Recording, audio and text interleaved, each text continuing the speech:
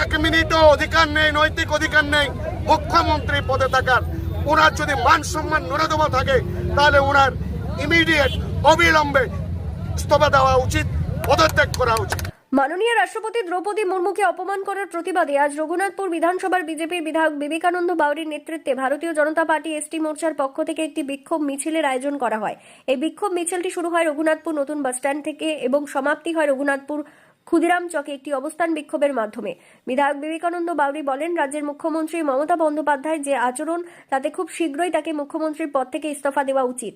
তার আচরণ ভারতবর্ষের সমস্ত মানুষের মাথায় হেট হয়ে গেছে। তাই রাষ্ট্রপতিকে অপমান করার প্রতিবাদে আমরা আজ বিক্ষোভ মিছিল ও অবস্থান বিক্ষোভের আয়োজন করেছিলাম। এই বিক্ষোভ মিছিলে উপস্থিত ছিলেন এসটি মোর্চার রাজ্য কমিটির সদস্য গণেশ বাসকে, রঘুনাথপুর বিধানসভার কনভেনর সন্তু, রঘুনাথপুর শহর মণ্ডল সভাপতি শান্তনু চ্যাটার্জি, রঘুনাথপুর শহর যুব মোর্চার সভাপতি রনিক পট্টনায়ক সহ মণ্ডল সভাপতিরা।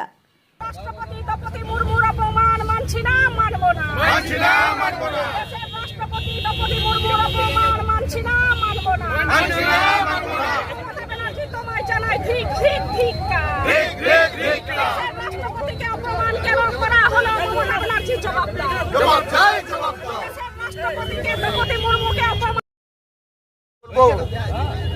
বলার কোনো তো ভাষা খুঁজে পাচ্ছি না। কয়েকদিন আগে আপনারা দেখেছেন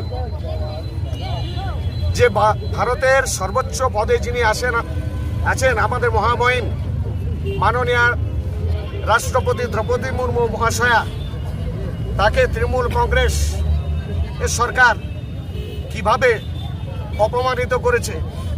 এই অপমান শুধু ভারতবর্ষে সীমাবদ্ধ থাকেনি, প্রত্যেকটা বিশ্বের কাছে আজকে ভারতবর্ষের মান সম্মানকে লুণ্ঠিত করেছে এই মাননীয় মুখ্যমন্ত্রী, পশ্চিমবঙ্গের মুখ্যমন্ত্রীর ব্যবহার এবং আচার আচরণে। আপনারা দেখেছিলেন যে কয়েকদিন আগে শিলিগুড়িতে এসেছিলেন একটা ইন্টারন্যাশনাল আদিবাসী সম্মেলনে যোগদান করার জন্য, কিন্তু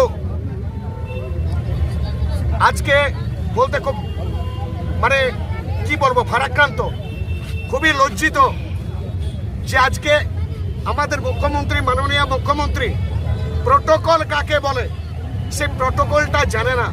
যে দেশের সর্বোচ্চ প্রধান যিনি পশ্চিমবঙ্গে আসছেন তাকে কিভাবে সম্মান দিতে হয় উনি নিজে যেতে পারলেন না, ঠিক আছে, ওনার কোনো মন্ত্রীকেও পাঠাতে পারলেন না।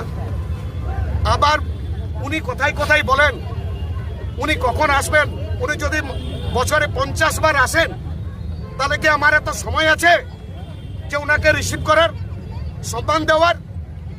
ভাবছেন এই হচ্ছে আমাদের মুখ্যমন্ত্রীর আচরণ।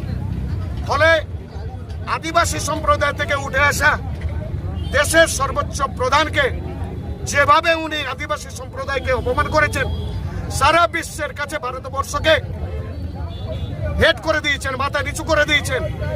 আজকে ইনার এমন ব্যবহার আচরণ দেশের সার্বভৌমত্বকে নাড়িয়ে দিয়েছে, দেশের সার্বভৌমত্বকে নাড়িয়ে দিয়েছে। আজকে চেয়ারম্যানের পদটা যে কি পদ, কি তার মহিমা, আজকে সারা বিশ্বের কাছে একটা ভুল বার্তা গেছে যে ভারতের চেয়ারম্যান রাষ্ট্রপতি কিছুই না। এটা একটা সার্বভৌমত্বের প্রশ্ন আছে। ওনার ব্যবহার আচরণে ভারতের সার্বভৌম রক্ষা হবে না। এই আচরণ যদি মাননীয় করতে থাকেন তাহলে 2026 সালে যে বিধানসভা নির্বাচন আসছে, আদিবাসী সম্প্রদায়ের ভাই বোনেরা, দাদারা চুপচাপ করে থাকবে না, তার সমুচিত জবাব দিয়ে ছাড়বে। আজ আপনারা দেখতে পাচ্ছেন যে সারা পশ্চিমবঙ্গে একটা জঙ্গলের রাজত্ব চলছে। এই সরকার গণতন্ত্র মানে না। এই সরকার খুনি, আসামি, ধর্ষকদের পৃষ্ঠপোষক হয়ে গেছে।